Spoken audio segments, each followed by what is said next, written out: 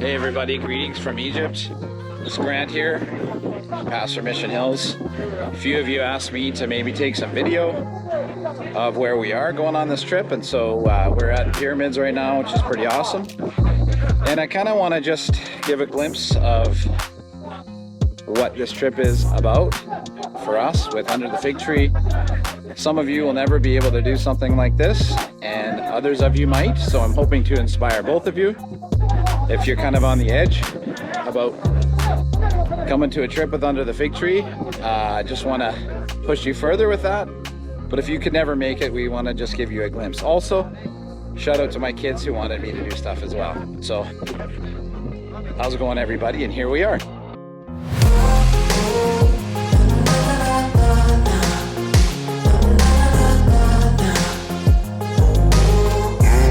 This is the group that we're studying with, and we kind of all huddle around George. And George is there with a white hat.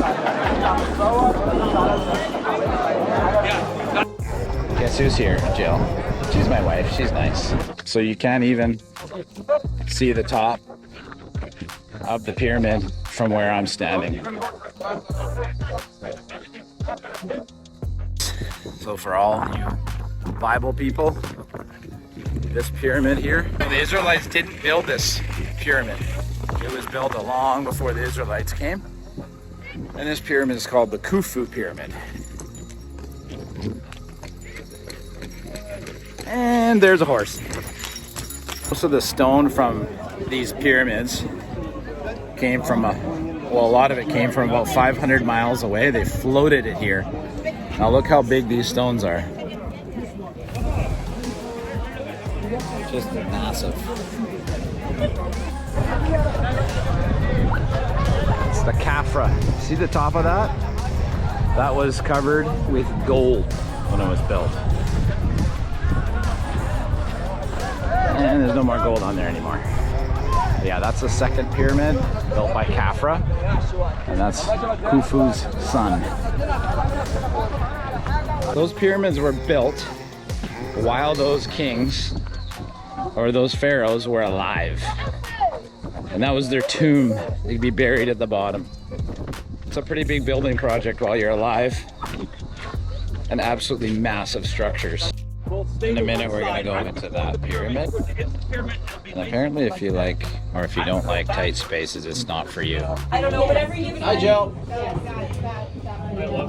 Inside the pyramid. So we went down and now we're going up.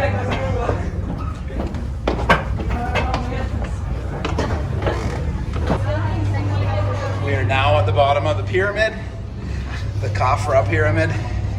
So what's at the end of this hallway?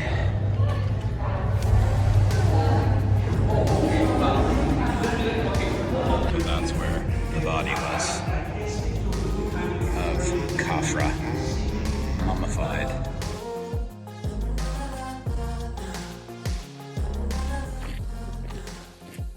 So a lot of people, and this is a point that George makes, is how do they make the pyramids? The bigger question is, why did they make the pyramids? And the big answer to why they made the pyramids is because they could. Egypt is an absolute powerhouse and is so for thousands of years. So you think of the States. The States is about 300 years old. Well, Egypt was untouched in their power for thousands of years. And so they just could build the pyramids.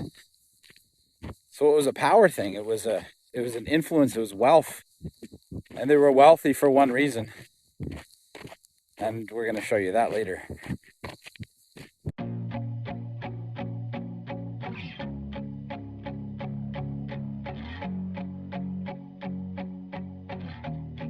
So last night when we got in late, this middle section here was full of people celebrating and partying because Ramadan was over.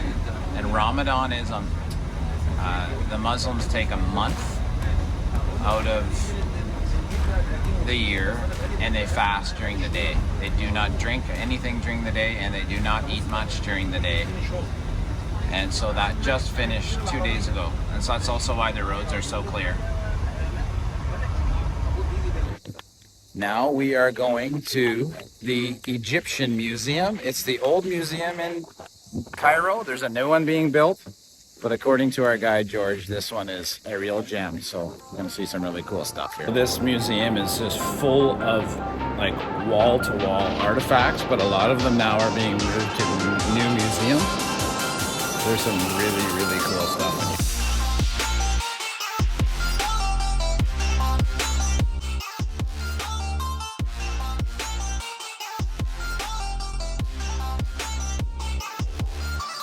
So all you farmers out there, if you look behind me, you'll see a sculpture of a cow. Well, that's a god, and that god is Hathor. And Hathor, as you can see behind me, is protecting the pharaoh. Hathor is thus the god of agriculture and land. She protects and provides for the kingdom. I want to show you guys something really cool here in the museum. Can you recognize what this is? Does it look like maybe what Moses rode in when he was a baby?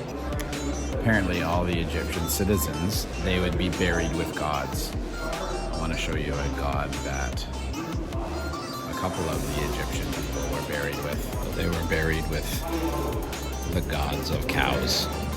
That big pyramid that we were seeing earlier, this is the only statue that they found that probably looks like that pharaoh. It's pretty small, but very cool. So we just looked at the Hathor thing, the cow, god, lady. And George was saying that one theory that the golden calf was maybe Hathor. It would have made sense because they just came out of Egypt, so maybe they were worshiping Hathor. Who knows? So that's it for the museum. It was short and sweet and very, very cool. Now, a lot of people might wonder why the heck is Egypt important anyways to the biblical story or to the Christian. Well, it's because it is in Egypt that God grows his people. Remember, Abraham comes in, and later Joseph comes in, and Joseph's family comes in because there's a famine.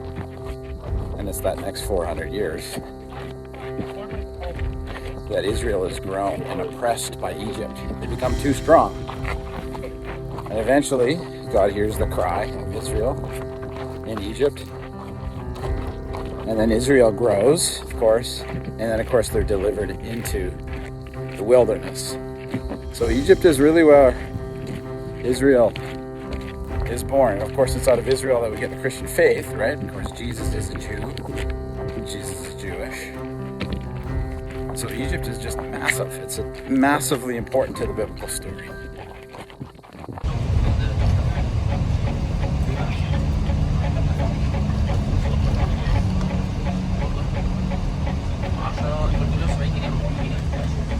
One of the fun things about coming on a trip like this is the driving. So I got to sit in the jumper seat, so I'm gonna film some of the driving in Cairo because it's awesome.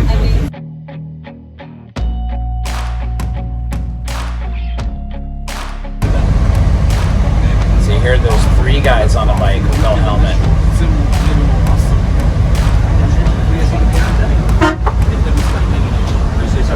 The other thing about driving, gas prices here in the last year have doubled. So instead of 25 cents a liter, gas is now 50 cents a liter. So it's basically the same thing, although it's a lot cheaper.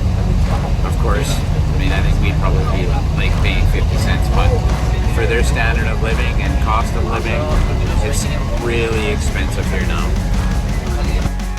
We have arrived at the airport, and now we'll check our bags and head to Luxor.